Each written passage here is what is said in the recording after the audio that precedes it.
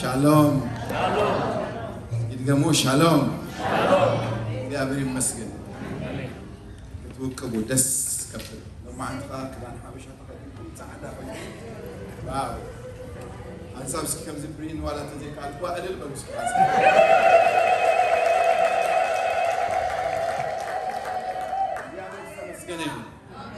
ኢየሱስ ወደ አምላክ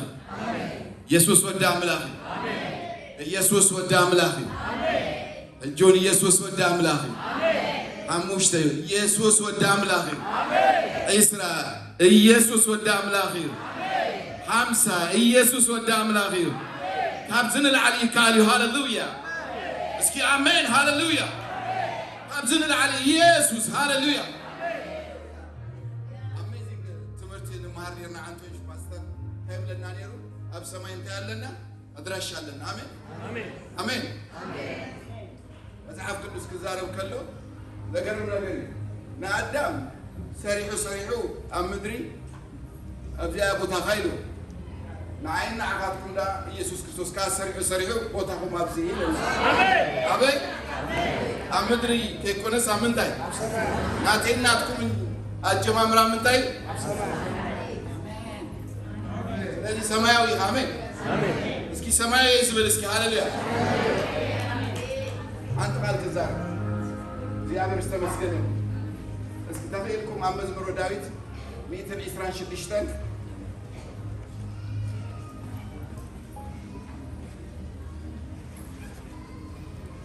እዚያ ተዛሪው መቼስ ናይ አምላክ ሰባት ብዙሓት ስለዘለው ሳቶ መገልግሉ ስለዘለው ቀድሚው ግን ፓስተር ዴቭ እንደው እግዚአብሔር ይመስገን ናብዚ አትመጣለ አኔ አቤቴ ጋሻይ ኮንኩ አሜን አሜን ጋሻይ ከውን ያበቴ አሜን እግዚአብሔር ሓደ ቃል ኣብ ልበይ አምጪው አንተ ይሐውና ይዛር ነሩ ፓስተር ከብነሩ ኣብ ካላይ ነገስ እንዳበለ ነገርና ነሩ ልክ አነ እግዚአብሔር ለማንተ ኣብ ጉባኤ ሰዓቱ ካላይ ነገስ ምዕራፍ 9 ቁጥር 2 እግዚአብሔር ናባ ሐምጽልኝ አሜን አሁን ዘንበበለይ ሰብተሎ ነዚ አخل ካላይ ነገስ ምዕራፍ 9 ቁጥር 2 እግዚአብሔር ኣብዚ ዘመን እዚ ኣብዚ ጊዜ እዚ ሰባለው አሜን አሜን አሜን አሜን ኢየሱስ ወደ አምላክ አሜን ከመታይ መጽሐፍ ቅዱስ ቤት ካላይ ነገስ ምዕራፍ 9 ቁጥር 2 ኢየሱስ ከመበ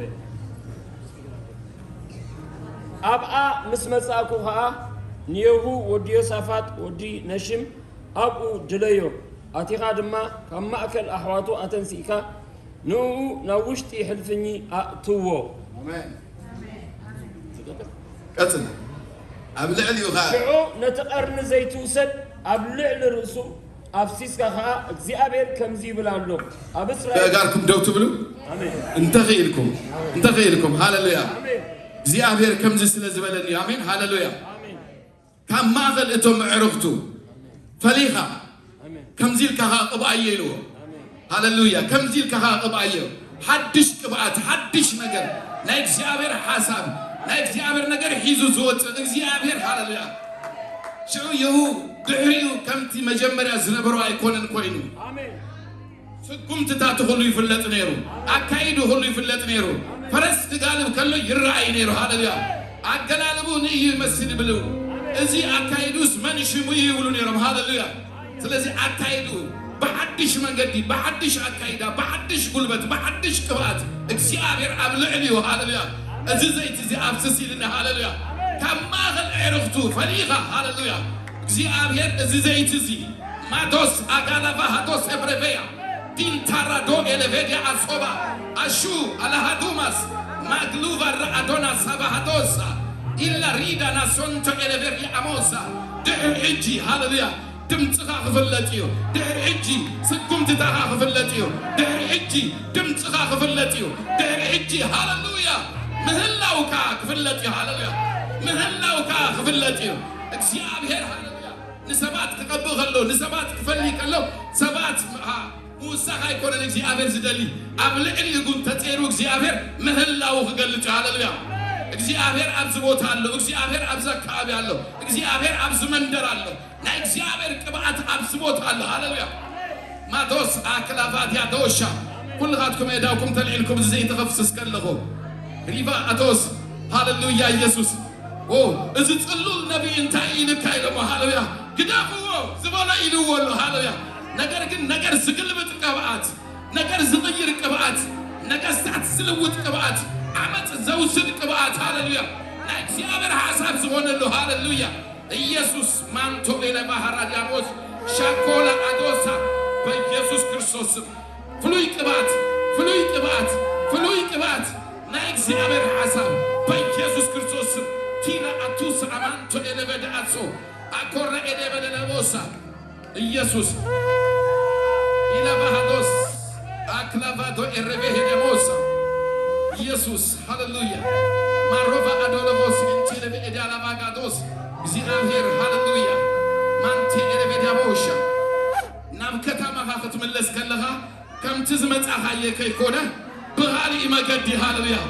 ብኻሊ ቅብአት ብኻሊ አካይዳ ብኻሊ ድምፂ ብኻሊ ቋንቋ ማንቱላ አሮቫ ሃዶሳ ሺላ አባህሮ ደኤነሞሳ ኦ እዳውኩም አልዕሉ ሕዋተይ ረቫሃዶስ ናይ እግዚአብሔር ኃይል አብዝ ቦታ ስለዘሎ አምላኽ አብዝ ቦታ ስለዘሎ ምእካብና ርእዩ ስለዝመፀ ኢየሱስ ምህላውና ርእዩ ስለዝመፀ ኢየሱስ ማንቱራ አዶል አባካት ኤሌቤዳሞስ ሺራ አዶል አቫዶሳ ላቫሃዶሳ ንዑ እንዳጸለኹ እግዚአብሔር ጸጋመይቲ እግርኺ ደንዚዙ ምኻድ ምስጓም ዝኸብደኪ ሓፍቲ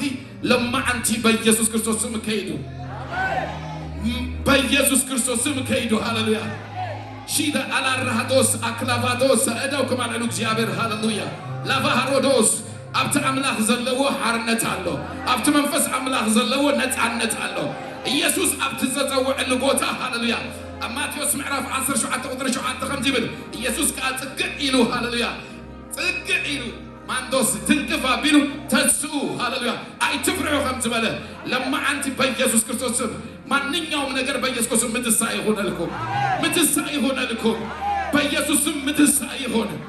ነገራትኩም ዝልወጥ ይሆን በኢየሱስ ክርስቶስ ስም አካይዳኩም ዝልወጥ ይሆን በኢየሱስ ክርስቶስ ስም አቤት ካፍታአት ተኸለኻ ነገር ተለዊጥ ይርከብካ በኢየሱስ ክርስቶስ ስም አሆ ሃሌሉያ ሪቫ አቶስ አክላቫት ኤሌቬዳሞሳ ሩማ አዱናስ አካት ኤሌቬዳሞሳ ኢየሱስ ሃሌሉያ መዝሙር ዳዊት ኩልኻትኩም ተውፂኹም ማዚያ ኢለኽ ውድ ሃሌሉያ እግዚአብሔር አብዝ ቦታ እዚያ አለው ነዚ ህዝብ እዚ እግዚአብሔር ከምዚ ስለዝብለኒ እዩ ከምቲ ኤርትራውያን ምዃንና ስደተኛ ኮይና ኣብዚ ዝመፃናዮ ግን እግዚአብሔር ኣብ መዝሙረ ዳዊት ክጅምር ከሎ ቁፅሪ 2 ክጅምር ከሎ ሽዑ ኢሉ ንምንታይ ሽዑ ተተባሂሉ ለካ ንጽዮን ምርኩዓ መሊሱላ እግዚአብሔር ለካ እግዚአብሔር መሊስዎ ኣሎ ሕጂ እውን ኣብ ጥቓኹም ንዘለዉ ሽዑ በልዎ እስኪ ሃሌሉያ ከምዚ ክኸውን ይበልዎ ከምዚ ክኸውን እዩ ኣብ ቤትካ ከምዚ ክኸውን እዩ ኣብ ዓድኻ ከምዚ ክኸውን እዩ ኣብ መንደርካ ከምዚ ክኸውን እዩ ኣብቲ ዘለኻዮ ቤት ከምዚ ክኸውን እዩ እግዚአብሔር ሃሌሉያ አቶስ አክላቫዶር ኤዴሞስ ዝኸውን ነገር ኣሎ ዝልወጥ ነገር ኣሎ ዝቕየር ነገር ኣሎ እግዚአብሔር ዝኣቶ ሃሌሉያ እግዚአብሔር ጣልቃ ዝኣቶ ሃሌሉያ ወታራቫዶስ ኤክለቬዲ አናሾ ሃሌሉያ ኢየሱስ ሽዑ እንታይ ክኸውን እዩ መዝሙር ዳዊት ማንቶስ አክላቫዲ ኤሌቬዳሞስ ሜትር 26 ቁጥር 2 ሃሌሉያ ኢየሱስ ሽዑ አፍና ብምንታይ እስኪ ብሰሓቅ በልዎ እስኪ ብሽም ኢየሱስ ክርስቶስ ሰሓቅ ይሁን ሃሌሉያ በኢየሱስ ክርስቶስ ስም ሰሓቅ ይሁን እግዚአብሔር ኣብ መንደርና ሰሓቅ ይሁን ኣብ ቤትና ሰሓቅ ይሁን ኣብ ደቅና ሰሓቅ ይሁን ኣብ ቢዝነስና ሰሓቅ ይሁን ኣብ ዓዳርና ሰሓቅ ይሁን ኣብ ኩሉ ነገርና እግዚአብሔር ሰሓቅ ይግበሮ ሰሓቅ ይሁን ሃሌሉያ ማቱል አባት የአላባሸት ኤሌቤዳላላቦስ መስዋዕትኩም ክሕደስ ከሎ ይርኢ ኣለኹ እግዚአብሔር ምስክረይ መስዋዕትኩም ክሕደስ ከሎ ይርኢ ኣለኹ ከምቲ ቅድሚ ሕጂ ትጽልይዎ ዘለኹም ጸሎት ከይኮነ ብፍሉይ ጸሎት ክቕየር ከሎ እግዚአብሔር ነገራት ክሰምዕ ከሎ እግዚአብሔር ናባኻትኩም ክምለስ ከሎ ይርኢ ኣለኹ እግዚአብሔር ሪቫ አዶስ አክላቫት ኤሌቬዳ ሃዶሳ ሽዑን ከምዚ ኢልዎ ሃሌሉያ መልሓስና እውን ብዕልልታ እንታይኮነ እስኪ ዕልልታ መልሓስና እውን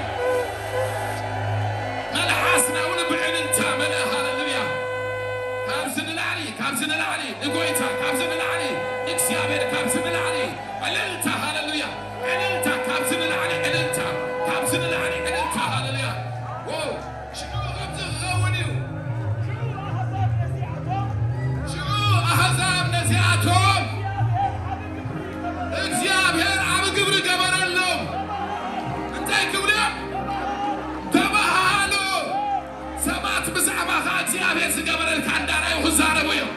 ኣብ ቤትካ ኣብ ጎረቤትካ ኣብ ከተማኻ ኣብ መንደርካ እግዚአብሔር ሃሌሉያ ንዓኻ ዝገበረልካ እንዳራዩ ሽዑ እግዚአብሔር እንታይ ገበረሎም እስኪ ኣብ ግብሪ በሉ እስኪ ንእሽተይ ኣይኮነን ኢለ ኣብ ግብሪ እግዚአብሔር ብንእሽተይ ኣይምሰልን እዩ እግዚአብሔር ብንእሽተይ ኣይሕመይን እዩ እግዚአብሔር ብንእሽተይ ነገር ሃሌሉያ መኪና ገዚኡ እግዚአብሔር ዓብይ ነገር ገይሩ ኣይብለን እዩ እግዚአብሔር ገዛ ገዚኡ እግዚአብሔር ዓብይ ነገር ኣይብለን እዩ ንምንታይ እቶም ኣብ ደገ ዘሎም ገዛ ገዙ እዮም እቶም ኣብ ደገ ዘሎም መኪና ገዙ እዮም እቶም ኣብ ደገ ዘሎም መርዓ ገብሩ እዮም እቶም ኣብ ደገ ዘሎም ሁሉ ነገር ይገብሩ ንዓኻ ግን እግዚአብሔር ሃሌሉያ ዓብይ ግብሪ ገይሩ አሕዛብ ዝዛረበሉ መንደር ዝዛረበሉ ዓዲ ዝዛረበሉ ኣካባቢኻ ዝዛረበሉ ዓብይ ነገር እንዳገበረ እግዚአብሔር ሰባት ብዛዕባኻ ክዛረቡ እዮም ሰባት ብዛዕባኻ ክዛረቡ እዮም ሰባት ሃሌሉያ ብዛዕባኻ ክዕልሉ እዩ ሃሌሉያ ዋቱርና ኣድያማ ሾንቴ ለቤድያቦስ ንፓስተር እኮ እግዚአብሔር ዓብ ግበር ገበረሉ እንታይ ክበሃል ከሎ እግዚአብሔር ንመልሓሱ ብዕልልታ ንኣፉኻ ብሓጎስ መሊእዎ ኣሎ ንምንታይ ተተባሃለ እግዚአብሔር ዓብ ነገር ስለ ዝገበረሉ እግዚአብሔር ዓብ ነገር ገበረልና ሃሌሉያ ንሕና ምን እንታይ ኮና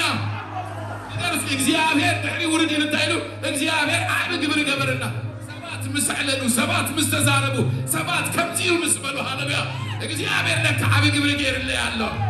ኣንቱም ኣሕዋቲ ኣብ ሰማያት እኮ ምስዋር ኣብ ሰማያት ኮፍ ምባል ኣብ ሰማያት ሽምካ ምምዝጋብ ዓብ ነገር እኮ እዩ ሃሌሉያ እግዚአብሔር ዋቱ ኢላ ባህራ ዲያሞሳ ኢየሱስ ከምዚ ለኽውድ ኣሕዋቲ ፈትየዮ ምንባር ምሳኻ ትዒሙኒ እቲ ሕቑፍኻ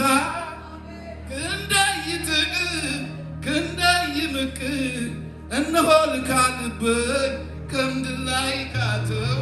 እነሆ ልካ ልበይ በይንኻ ብሓቶ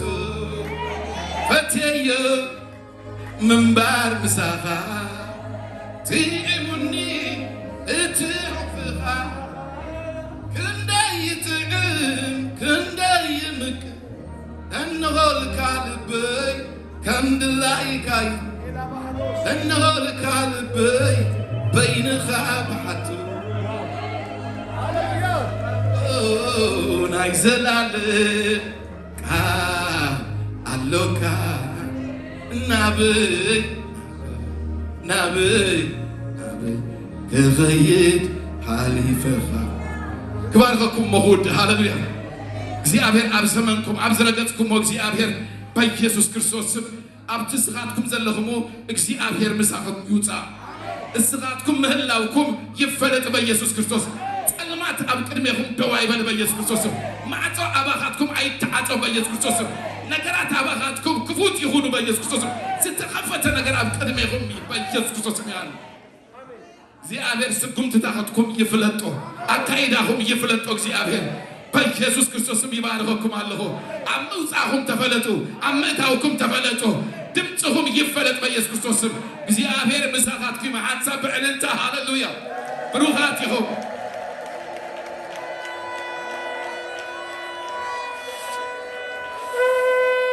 ኤርፕሬን ብሪን እግዚአብሔር ኢያሱ ምዕራፍ 3 ቁጥሪ 2 እስካብ 3 እግዚአብሔር ቅድመ ሕጂ ከድክሞ ዘይትፈልጡ መገዲ እግዚአብሔር ሓድሽ ስጉምቲ ይጅምራለሁ ኣብ ቅድሜኹም እንኳን ዮርዳኖስ እንተሃለወ ግና ረጊጽኩም ክትወርስዎ ኢኹም ረጊጽኩም ክትከድዎ ኢኹም ናብቲ እግዚአብሔር ዝበለኩም ቦታ ምእታው ክኸውን እዩ እግዚአብሔር ሃሌሉያ ኢሉ ይሞ ክኸውን እዩ ሃሌሉያ ተዛሪቡ ይሞ ክጸንዕ እዩ እግዚአብሔር ዝበሎ ክኸውን እዩ ሃሌሉያ ብዕልልታን ብጣዕዒትን